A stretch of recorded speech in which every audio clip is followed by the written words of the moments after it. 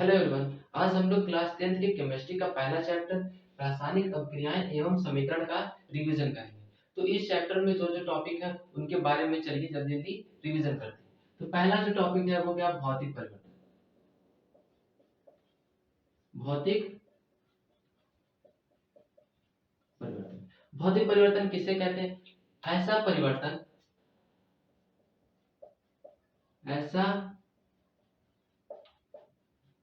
परिवर्तन जिसमें कोई नया पदार्थ न बनता हो, तो इस प्रकार के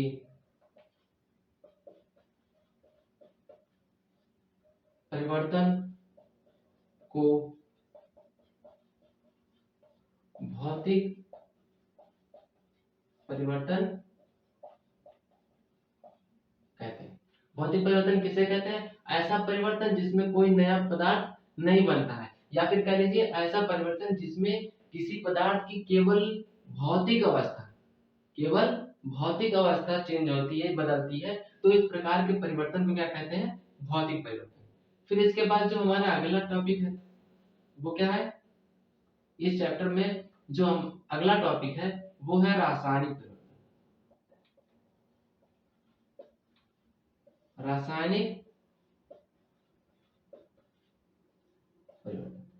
रासायनिक परिवर्तन किसे कहते हैं? ऐसा परिवर्तन जिसमें कोई नया पदार्थ होता है। भौतिक परिवर्तन में क्या था? नया पदार्थ नहीं बनता, लेकिन रासायनिक परिवर्तन में क्या होता है? नया पदार्थ बनता है। तो ये डेफिनेशन उसका जो परिभाषा है सेम टू सेम यही होगा, बस उसकी जगह पे क्या लिख देंगे? नया पदार्थ बनता है। तो इस प्रकार के परिवर्तन को क्या कहते हैं? रासायनिक परिवर्तन। ठीक। इसके बाद हम लोग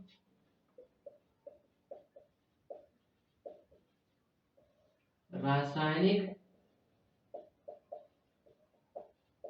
अभिक्रिया के बारे में पढ़ेंगे, जो हमारे इस चैप्टर का इंपॉर्टेंट क्वेश्चन है। तो रासायनिक अभिक्रिया किसे कहते हैं? ऐसा अभिक्रिया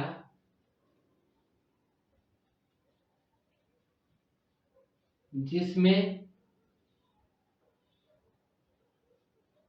दो या दो से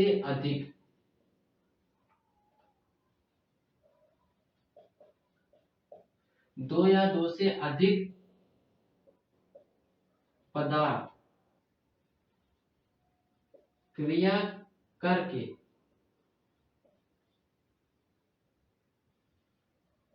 कोई नया पदार्थ बनाते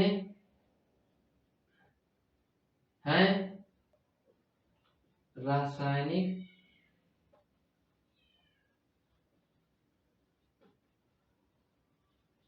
अभिक्रिया कहलाता है। रासायनिक अभिक्रिया किसे कहते हैं? ऐसा अभिक्रिया जिसमें दो या दो से अधिक पदार्थ क्रिया करके क्या करते हैं? कोई नया पदार्थ बनाते हैं। एक रासायनिक परिवर्तन था वही है, बस उसमें थोड़ा सा चेंजेस है। क्या है? ऐसा अभिक्रिया जिसमें दो या दो से अधिक पदार्थ क्रिया करके रिएक्शन करके कोई नया पदार्थ बनाते हैं, उसको क्या कहते हैं? रासायनिक अभिक्रिया कहते हैं। ठीक है, रासायनिक अभिक्रिया कहलाता है। इसके बाद जो अगला टॉपिक है वो है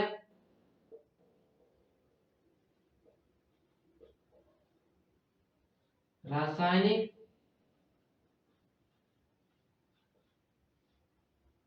समीकरण। रासायनिक समीकरण क्या है? रासायनिक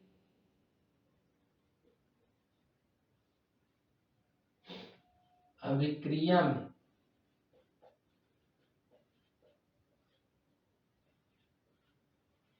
भाग लेने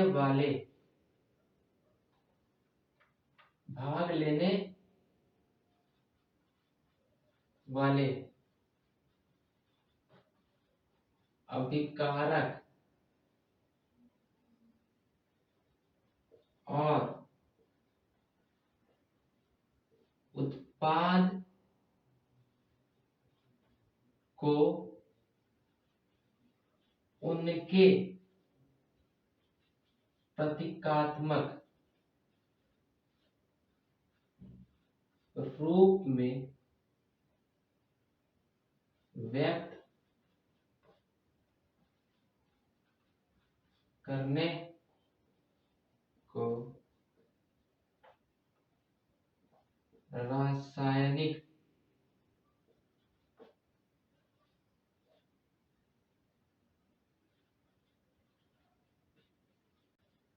समीकरण कहते हैं। रासायनिक समीकरण क्या कहते हैं? ये जो रासायनिक अभिक्रिया है उसमें जो अभिकारक और उत्पाद, देखिए रासायनिक अभिक्रिया में अभिकारक किसे कहते हैं? जो रासायनिक अभिक्रिया में भाग लेता है उसको क्या कहते हैं? अभिकारक। और जो नया पदार्थ बनता है, ठीक है, उसको क्या कहते हैं? उत्पाद। तो रासायनिक अभिक्रिया में भाग लेने वाले अभिकारक और उत्पादों को उनके प्रतीकात्मक रूप में, मतलब उनके सिंबल से व्यक्त करने को ही क्या कहते हैं? रासायनिक समीकरण कहते हैं। ठीक है, जैसे यानी कार्बन और ऑक्सीजन मिल रहा है, यहाँ पर क्या बन रहा है? कार्बन डाई ऑक्साइड बन रहा है। तो यहाँ पे जो रासायनिक अभिक्रिया में भाग लिए उसको क्या कहेंगे? अभिकारक। ये क्या है? कार्बन और ऑक्सीजन क्या है? अभिकारक है। और ये जो नया चीज बना है उसको क्या कहते हैं? उत्पाद। ठीक, और इसको जिस तरह उसके सिंबल के थ्रू रिप्रेजेंट किया गया है उसी को क्या कहते हैं? रासायनिक समीकरण कहते हैं।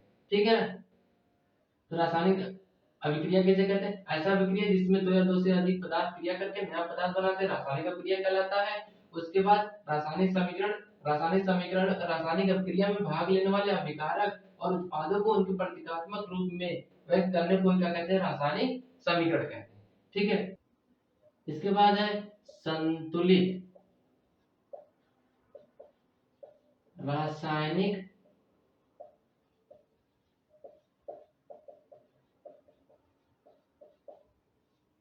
समीकरण।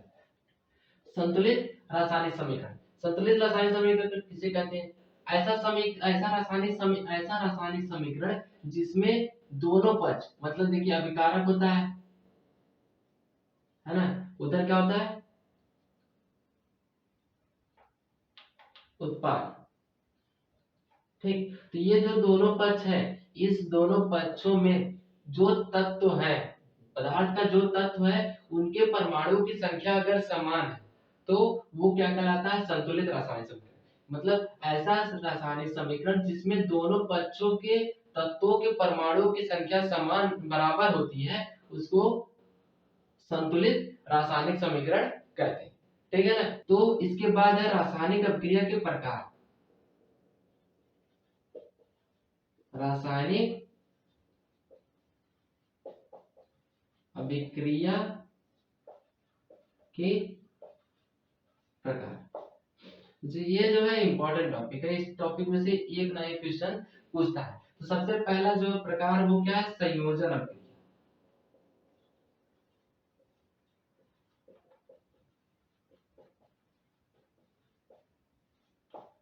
संयोजन अभिक्रिया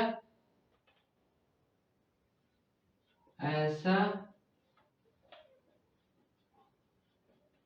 रासायनिक अभिक्रिया जिसमें दो या दो से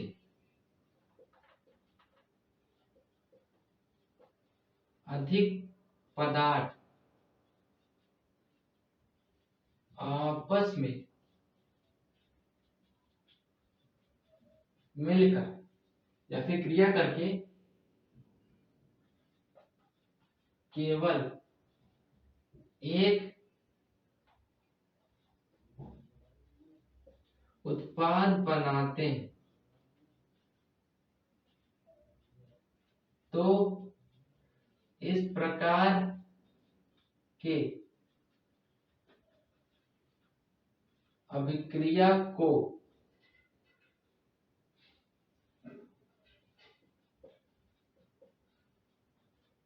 संयोजन अभिक्रिया कहते हैं। संयोजन अभिक्रिया कैसे किसे कहते हैं? ऐसा रासायनिक अभिक्रिया, देखिए रासायनिक अभिक्रिया का प्रकार है, तो ऐसा रासायनिक अभिक्रिया जिसमें दो या दो से अधिक पदार्थ आपस में मिलकर केवल एक नया उत्पाद बनाते हैं, तो इस प्रकार की अभिक्रिया को क्या कहते हैं? संयोजन अभिक्रिया। ठीक है, जैसे देखिए अभी हम बताए थे कार्बन और ऑक्सीजन मिलकर क्या बनाता है? Carbon dioxide, sorry, carbon और ऑक्सीजन मिलकर क्या बनाते हैं? Carbon dioxide. यहाँ पे देखिए दो या दो से अधिक पदार्थ, ठीक है ना, यहाँ पे दो से अधिक पदार्थ मिलकर क्या बनाए? केवल एक नया उत्पाद बनाए। तो इस प्रकार के संयोजन को क्या कहते हैं? इस प्रकार की अभिक्रिया को कहते हैं संयोजन अभिक्रिया। ठीक है ना। इसके बाद जो दूसरा रासायनिक अभिक्रिया का प्रकार है वो है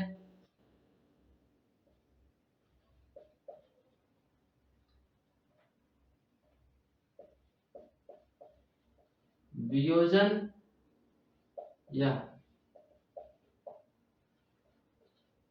अपघटन अभिक्रिया। ठीक, वियोजन या अपघटन अभिक्रिया। तो लिखिए ऐसा रासायनिक अभिक्रिया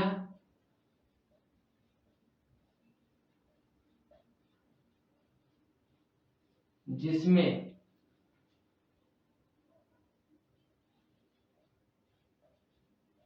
कोई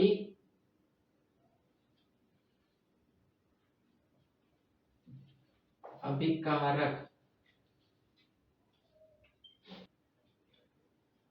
किसी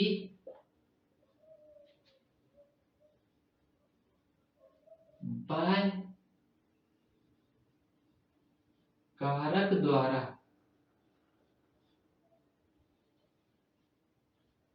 दो या दो से अधिक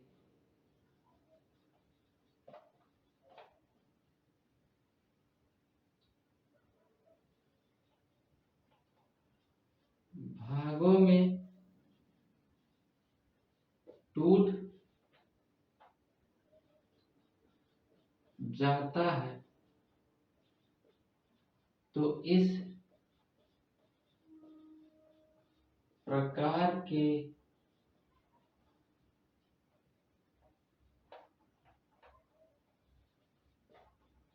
अभिक्रिया को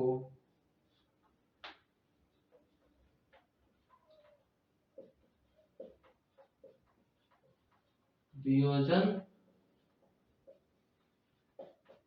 अभिक्रिया कहते हैं। वियोजन अभिक्रिया किसे कहते हैं? ऐसा रासायनिक अभिक्रिया जिसमें कोई अभिकारक किसी बाह्य कारक द्वारा, मतलब कोई बाहरी कारक द्वारा दो या दो से अधिक भागों में टूट जाता है, तो इस प्रकार की अभिक्रिया को वियोजन अभिक्रिया कहते हैं। अब ये वियोजन अभिक्रिया जो बाह्य कारक है उसके बेस पे जो है, पहला क्या है? उष्मीय उष्मीय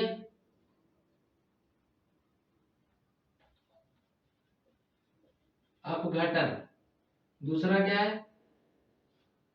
प्रकाश अपघटन, तीसरा विद्युत अपघटन। देखिए ये वियोजन अभिक्रिया क्या है कि कोई अभिकारक रहता है, उसको बाह्य कारक द्वारा, वो बाह्य कारक द्वारा दो या दो से अधिक भागों में टूट जाता है, तो इस प्रकार की अभिक्रिया को वियोजन अभिक्रिया कहते हैं। अब यहाँ पर जब वियोजन अभिक्रिया हो रहा होगा लेकिन उसमें बाह्य कारक क्या हो? उष्मा, बाह्य कारक क्या हो? उष्मा, तो इस प्रकार की वियोजन अभिक्रिया क्या कहलाती है? उष्मीय अपघटन अभिक्रिया कहलाती है। ठीक है, या फिर उष्मीय वियोजन अभिक्रिया कहलाता है। फिर इसके बाद अगला है प्रकाश अपघटन। प्रकाश अपघटन क्या है? ऐसा वियोजन अभिक्रिया है जिसमें बाह्य कारक क्या होता है? सूर्य के प्रकाश, सूर्य के प्रकाश जो होता है बाह्य कारक होते हैं, उसके कारण उसमें वियोजन अभिक्रिया होता है। ठीक है। तीसरा क्या है? विद्युत अपघटन। विद्युत अपघटन में बाह्य कारक क्या होता है? विद्युत। बाह्य कारक क्या होता है? विद्युत। तो इस प्रकार की वियोजन अभिक्रिया को विद्युत अपघटन अभिक्रिया कहते हैं। तो वियोजन अभिक्रिया कितने प्रकार के? 3 प्रकार के होते हैं लगभग। देखिए पहला उष्मीय अपघटन। उष्मीय अपघटन क्या होता है? जिसमें बाह्य कारक क्या होता है? उष्मा होता है, तो इसलिए उसको क्या कहते हैं? उष्मीय अपघटन। प्रकाश अपघटन क्या है? जिसमें बाह्य कारक क्या होता है? सूर्य के प्रकाश होते हैं। और तीसरा जो है विद्युत अपघटन, जिसमें बाह्य कारक क्या होता है? विद्युत होता है। ठीक है। तो इसका एक एक एग्जांपल देख लेते हैं। जैसे तो इसका पहला एग्जांपल देखिए, जैसे कैल्शियम कार्बोनेट। कैल्शियम कार्बोनेट को उष्मा देते हैं, अगर हम लोग उसको हीट कर देंगे तो वो क्या हो जाएगा? कैल्शियम ऑक्साइड में और कार्बन डाइऑक्साइड में वियोजित हो जाता है। ठीक है। तो ये क्या था? उष्मीय अपघटन अभिक्रिया। और दूसरा क्या है? प्रकाशीय। प्रकाशीय अपघटन अभिक्रिया का एक एग्जांपल देख लीजिए, जैसे सिल्वर क्लोराइड। सिल्वर क्लोराइड को क्या कर देंगे? सूर्य के प्रकाश में ये वियोजित होकर क्या हो जाता है? सिल्वर और क्लोरीन अलग अलग हो जाते हैं। फिर इसके बाद जो है विद्युत अपघटन। विद्युत अपघटन का एग्जांपल क्या है? जैसे वाटर।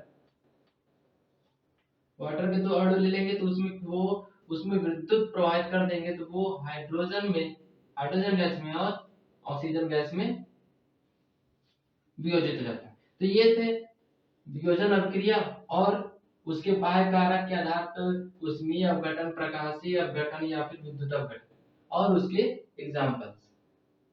अब हमारा तीसरा अभिक्रिया का प्रकार है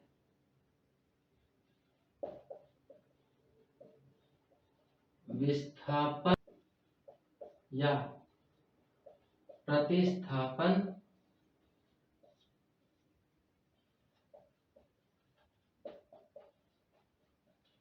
अभिक्रिया। विस्थापन या प्रतिस्थापन अभिक्रिया। तो ऐसा अभिक्रिया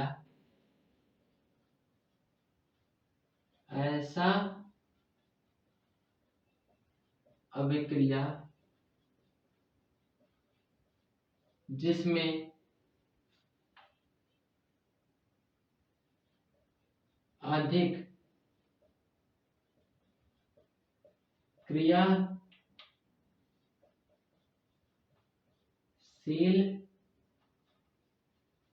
तत्व कम क्रियाशील तत्व के यौगिक से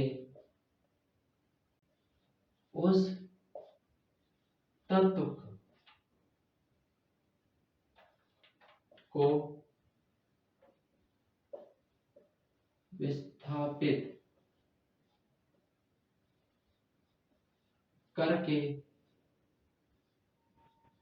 उसका स्थान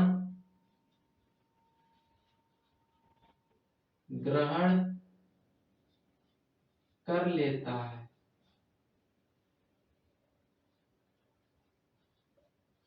तो इस प्रकार के अभिक्रिया को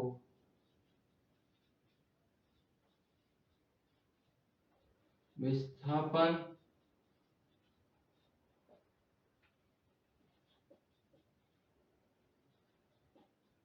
अभिक्रिया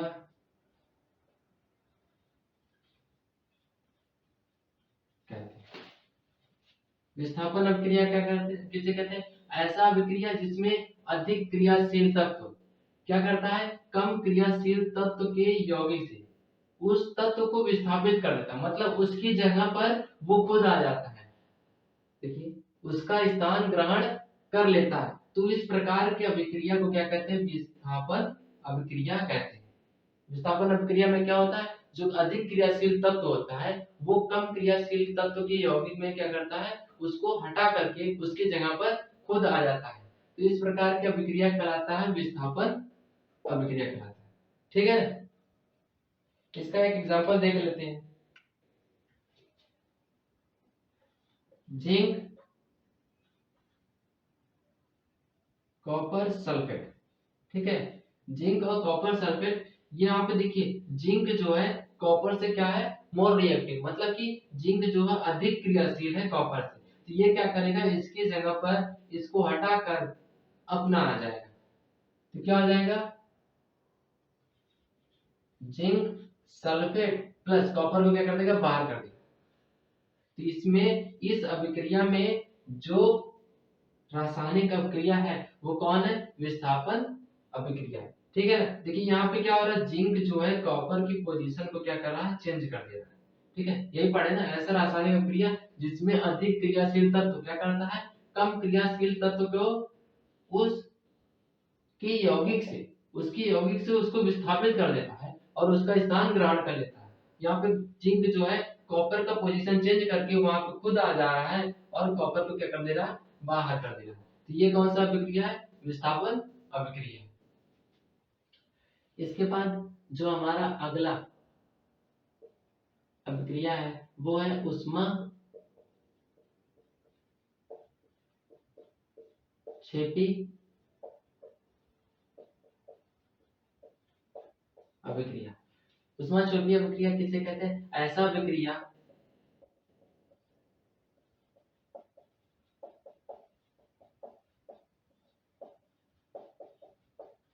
जिसमें उष्मा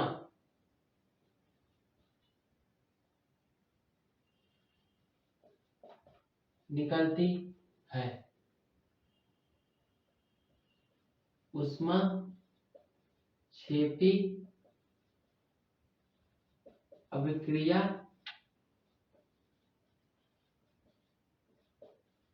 कहलाता है। उष्मा क्षेपी अभिक्रिया किसे कहते हैं, ऐसा अभिक्रिया जिसमें क्या हो, उष्मा निकलती हो। तो इस प्रकार की अभिक्रिया को क्या कहते हैं, उष्मा क्षेपी अभिक्रिया कहते हैं। जैसे ग्रेफाइट को अगर हम लोग जलाएंगे तो ये ऑक्सीजन के प्रेजेंस में जब ये जलेगा तो यहाँ पर क्या बनेगा, कार्बन डाइऑक्साइड बनेगा और साथ में उसमें 94 किलो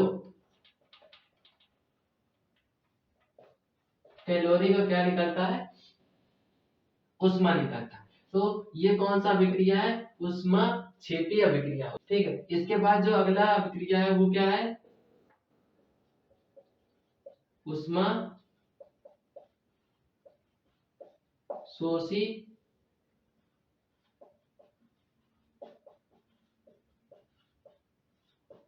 अभिक्रिया। उष्मा शोषी अभिक्रिया किसे कहते हैं, ऐसा अभिक्रिया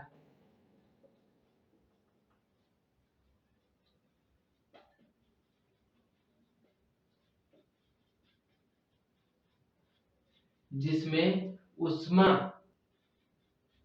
उष्मा दी जाती है।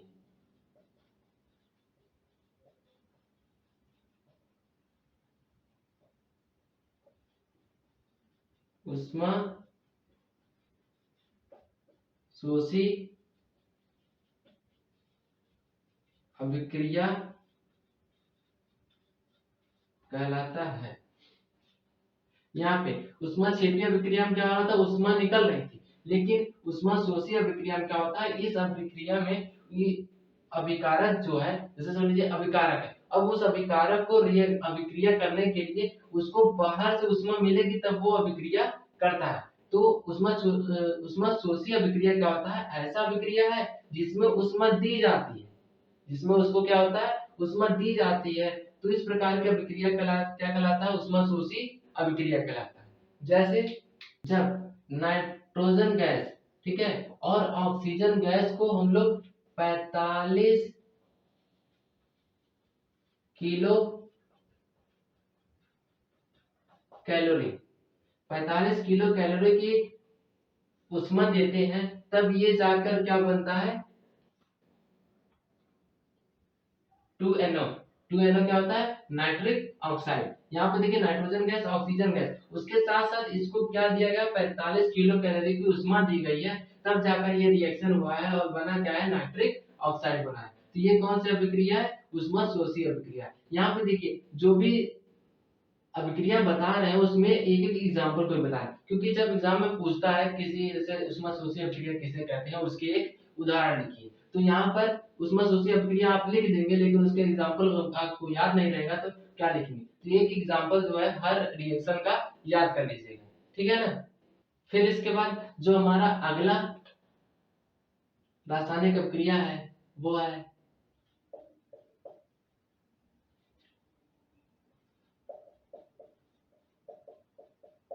ऑक्सीकरण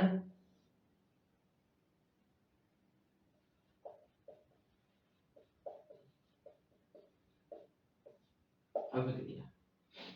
ऑक्सीकरण अभिक्रिया ऐसा रासायनिक अभिक्रिया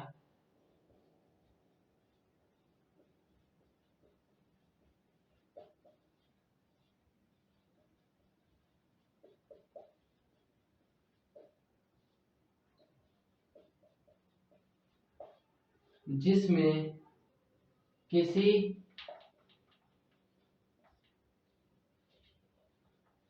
परमाणु अणु अथवा आयन में से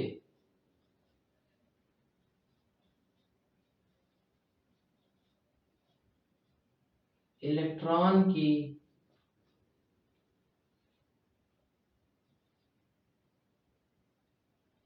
कमी होती है तो इस प्रकार के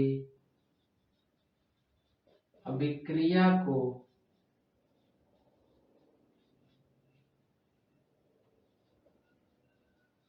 ऑक्सीकरण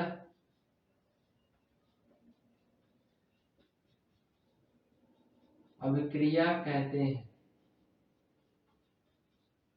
ऑक्सीकरण अभिक्रिया किसे कहते हैं? ऐसा रासायनिक अभिक्रिया जिसमें किसी परमाणु अणु या कह लीजिए आयन में से इलेक्ट्रॉन की क्या हो जाए? कमी हो जाए, तो इस प्रकार की अभिक्रिया क्या कहलाती है? ऑक्सीकरण अभिक्रिया कहलाती है, ठीक है। तो इसका एक एग्जांपल देख लेते हैं। जैसे अभी हम लोग विस्थापन अभिक्रिया में देखे थे, जिंक कॉपर सल्फेट से अभिक्रिया करके क्या बनाना था?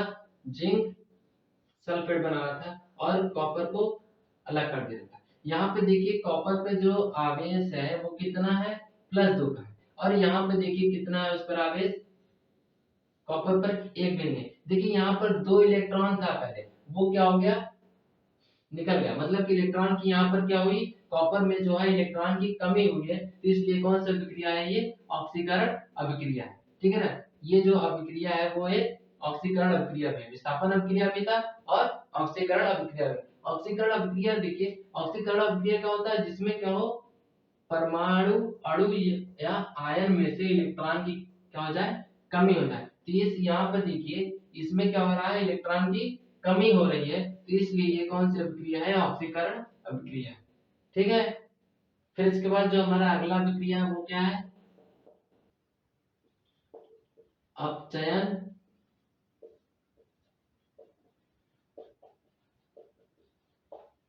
अभिक्रिया। अपचयन अभिक्रिया किसे कहते हैं? ऐसा अभिक्रिया देखिए ऑक्सीकरण जो अभिक्रिया था उसी की तरह है, बस इसमें क्या होता है? इलेक्ट्रॉन, उसमें इलेक्ट्रॉन की कमी होती है, इसमें इलेक्ट्रॉन की अधिकता होती है, ठीक है ना।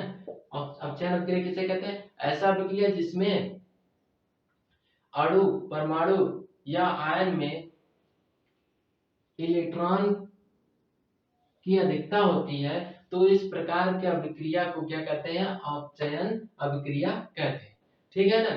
तो इसको उसी अभिक्रिया की तरह लिख लीजिएगा, बस यहाँ पर वहां पे इलेक्ट्रॉन की कमी हो रही थी, ऑक्सीकरण अभिक्रिया में क्या होता है? इलेक्ट्रॉन की कमी होती है, लेकिन इसमें इलेक्ट्रॉन की अधिकता हो रही है, ठीक है। देखिए जैसे जिंक ऑक्साइड कार्बन के साथ रिएक्ट करके क्या कर रहा है? जिंक को अलग कर दे रहा है और कार्बन मोनोऑक्साइड हो रहा है। ठीक है, यहाँ पे देखिए कार्बन है ना, यहाँ पे कार्बन देखिए अभी इस पर कितना चार्ज है, कितना आवेश है, एक भी नहीं। यहाँ पर देखिए कितना हो गया,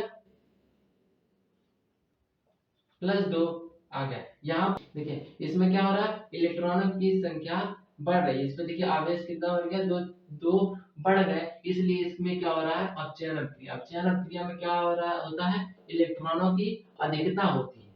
ठीक है ना, इलेक्ट्रॉनों की अधिकता होती है, तो ये अभिक्रिया क्या है, एक अपचयन अभिक्रिया है। ठीक है, इसके बाद जो हमारा अगला अभिक्रिया है वो क्या है, रेडॉक्स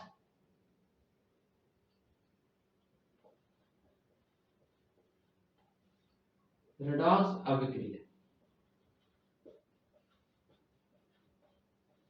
रेडॉक्स अभिक्रिया किसे कहते हैं, ऐसा अभिक्रिया जिसमें ऑक्सीकरण और अपचयन दोनों अभिक्रिया होती हैं, उसको क्या कहते हैं, रेडॉक्स अभिक्रिया कहते हैं।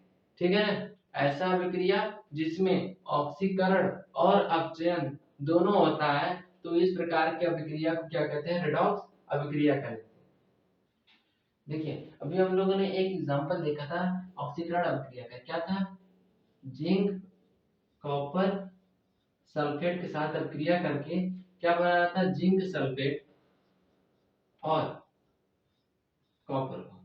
यहाँ पे देखिए दो चीजें हो रही, ये देखिए विस्थापन अभिक्रिया का भी एक एग्जांपल है और ऑक्सीकरण अभिक्रिया का है, और यहाँ पर एक और अभिक्रिया रेडॉक्स अभिक्रिया का भी एक एग्जांपल है। देखिए यहाँ पर जिंक, देखिए जिंक पर कोई अभी आवेश नहीं है, ये क्या कर रहा है, दो इलेक्ट्रॉन, इसमें देखिए दो इलेक्ट्रॉन क्या कर दे रहा है, दे रहा है किसी को, इस पर कितना चार्ज आ रहा है, +2 चार्ज आ रहा है। ठीक है, इसमें से क्या होगा, दो इलेक्ट्रॉन निकल गए, तो ये कौन सा अभिक्रिया, अपचयन अभिक्रिया हो रहा है। वहीं दूसरी तरफ अगर हम कॉपर को देखें, कॉपर पे +2 चार्ज है, तो उसके बाद यह कॉपर पे एक भी चार्ज नहीं है, तो मतलब वो क्या कर रहा है, दो इलेक्ट्रॉन गेन कर, मतलब दो इलेक्ट्रॉन ले रहा है, जिसके कारण ये किसमें आ जा रहा है, उदासीन अवस्था में आ जा रहा है। ठीक है, तो यहाँ पे देखिए इसमें